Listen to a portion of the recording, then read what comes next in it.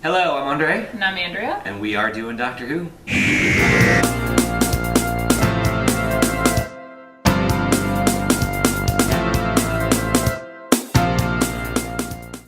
And once again, you're in shock. Yeah. We just finished The Chase. It's the epic near the end of season 2. With the Daleks returning for the third time. Yep. It's the goofiest Dalek story. It's this giant goofy epic, and then it's got this major surprise at the end that I didn't tell you. No, you did not. You're so good at not telling me. How upset are you that I don't tell you these things? I'm not upset. I think it's the way to handle it. I just, you're so good at not telling me, and, Doctor Who is so good at not letting on to those things that it literally comes out of nowhere for me. And I'm like, wait a minute, are you serious? Seriously? Seriously? It's just I'm waiting for them to be just kidding. Yeah, I mean, it's a show that changes all the time. And the changes are often... But they don't change at, the end of seasons no. or whatever. Most shows will do stuff like that at the end of a season. They'll prepare you, and the show doesn't do that. No. Yeah. So, The Chase is... The Chase does a lot to make the Daleks a lot less scary. It's kind of a goofy, funny story all the way through. Yeah. There's barely a story there, really. You know, the Daleks invent a time machine, and then they go after the Doctor, who's now their biggest enemy, and they chase him from planet to planet. Through space and time. Through eternity. Right. And, from planet to planet to planet, until finally another alien race blows them up. So... Yeah. That's the whole story. There's pretty much, yeah. So 6 episodes of that. Yeah. But I think it's a lot of fun. I have a great time watching The Chase. Yeah, they go through all these different weird little planets and stuff and have really interesting little ragtime music going on during it. Yeah, that's sort of your first clue that it's going to be a goofy story, is that you get the ragtime music with the TARDIS just zipping through. Yeah. It's pretty hilarious. Yeah. So we start on a planet called Iridius, which is because it's all dry and deserty. Yeah. Yeah. That was a depressing planet. Yeah, and I think you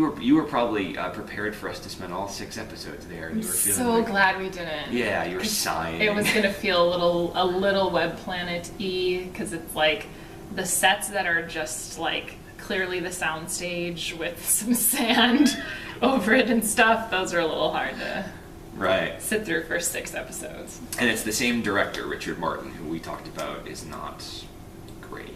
No, I do not like him. First, we start off with the time-space visualizer, which allows them to see Shakespeare and allows them to see Abraham Lincoln, allows them to see the Beatles, even though we don't get to see that in the United States. Thanks, Thank you. Yoko. Thank you, Yoko Ono. When the Daleks attack on Iridius, it becomes sort of this drama where the Iridians are they're given an ultimatum. They have to give up our time travelers to the Daleks, or they'll be exterminated. Right. Yeah, and they played that really seriously, despite the fact that the Iridians are in terrible jumpsuits and Oh my gosh, they're so bad. They're so bad, and they do that sing-songy talk thing that I can't stand. I could have handled the planet, being on that planet for 6 episodes. I could not have handled the way that those things talked for 6 episodes, because when they do things like this, it drives me crazy. And yes, their jumpsuits were awful. Really, really bad. Awful. Yeah, and their fake ears, and you could when the camera went behind their ears, which why would they do that? Bad Richard director. Martin. Went behind the ears. You could see their human ears, and I'm like, really, guys? Come on. Yeah. And then the Meyer Beast with its googly eyes and tentacles. Oh my gosh, that thing was so weird.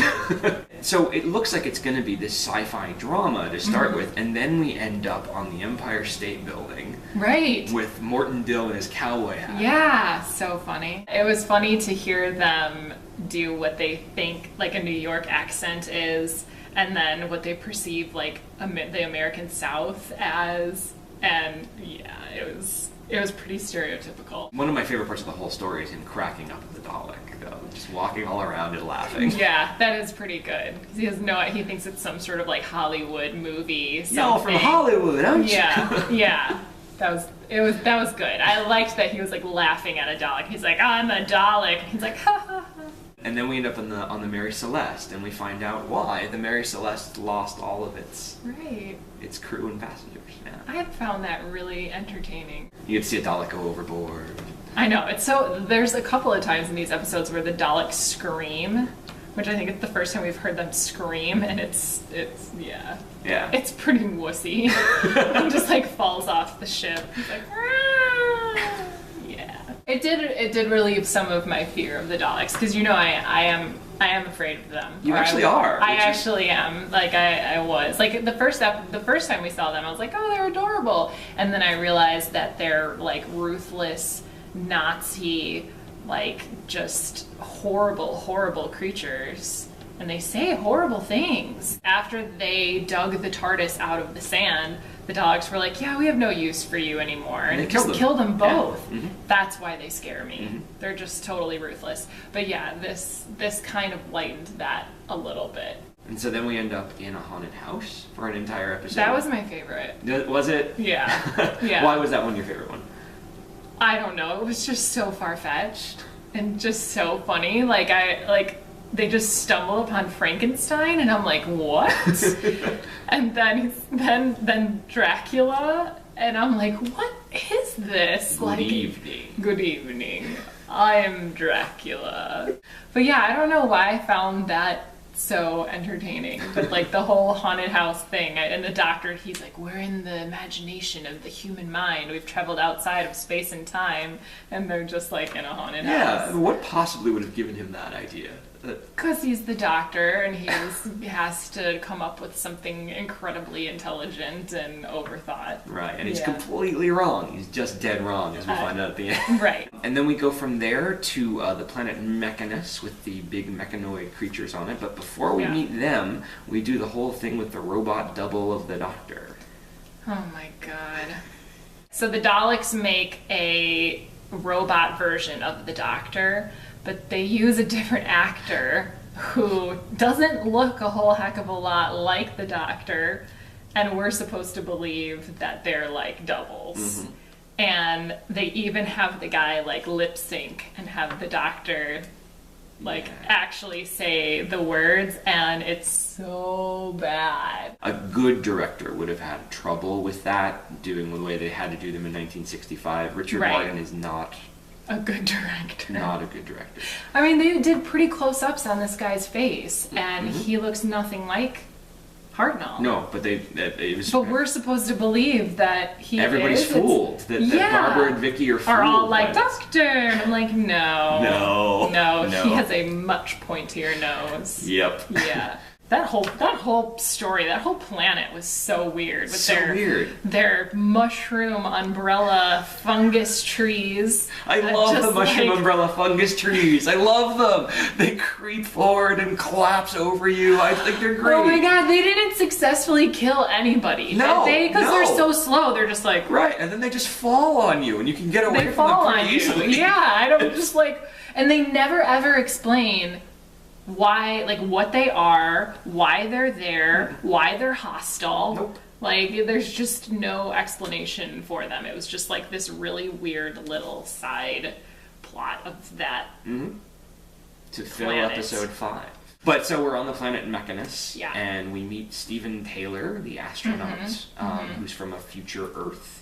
And with Stephen Taylor's help, our time travelers escape while the Daleks and the mechanoids blow each other up. Yeah. And get back into the TARDIS, and then the big surprise comes. Yeah, okay. So they realize that the Daleks are all dead, but the Daleks' time machine is still there. Mm-hmm. And that the mechanism on the Daleks' time machine that allows them to choose where and when in time and space they want to go, that's been broken on the TARDIS, which is why Ian and Barbara have not been able to go home. Right. They realize that the one on the Daleks' time machine is functioning. So I've been waiting for somebody, like for Barbara or Ian, because we've gone through seasons now, I feel like, where they have not mentioned the fact that they want to go home. They like never bring it up. They're never like, this is fun. Sometimes I miss home, but this is fun. There's like no talk of home for seasons now. And all of a sudden they're like, realize that the Daleks, ship can take them home, and they're like, we want to go home, and I'm like, yes, let's talk about this, because you haven't, and I've been waiting for somebody to mention that you're meandering through time and space and have forgotten the fact that you don't know where you're going or what you're doing. So I've been waiting for that conversation. So I was all like, yay, they're having the DTR, they're defining the relationship, they're telling the doctor they want to go home someday, blah, blah, blah. But then they actually go home. Yeah. Yes. And they're gone. They're gone. Yep. That's like our characters. I know. Our whole original cast is now gone, except for the doctor. It's freaking me out. Because this show is really as much about Ian and Barbara as the doctor. They've been like way leading characters. Like, I feel like the whole show is going to be like redefined now. It is. I know we lost Susan like halfway through a season, but I don't know why I kind of thought that we would lose the other characters at like the end of seasons and I would be prepared to lose them. No, they're just like gone. And I love Ian and Barbara. Absolutely, yeah. I mean, that's why I really wanted your reaction to this one, because I know that Ian and Barbara have been your favorite characters. I know, because they're all like adorable. Yeah. They never kissed. But we got that absolutely great montage at the end where they're I know. back on Earth Yeah. in 1965 and they're so happy about it. Yeah, whatever, Andre. I wanted them to kiss. Never happened. I'm a little upset. I'm sorry. But yeah, it was a great ending to their story, and they're all happy and home and stuff. It was just like, now who? We've already gone through one of those transitions where we lost Susan and we gained Vicky, And you love really Vicky. like Vicky. I Yeah. know.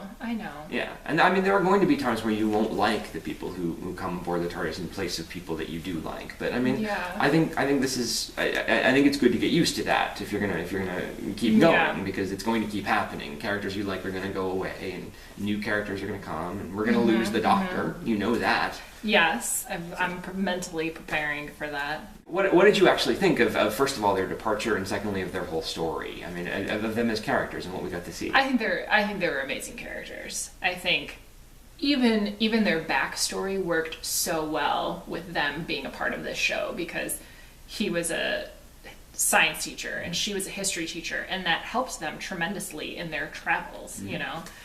So I think that was sort of brilliantly played, and their relationship was so lovely. And their characters were done so well. Barbara was such a strong female character. Thank God. Okay, like in a time where there probably weren't a lot of strong female characters, she was awesome. Yes. She like took charge. She was great. And Ian was like just this super lovable but like sort of fearless, brave man. Like, he was and funny. Like, they were funny together. I thought they were such good characters. I am super gonna miss seeing them. Yeah. The end was great. I'm glad that they're home. I'm happy for them that they're home. I am. Yeah.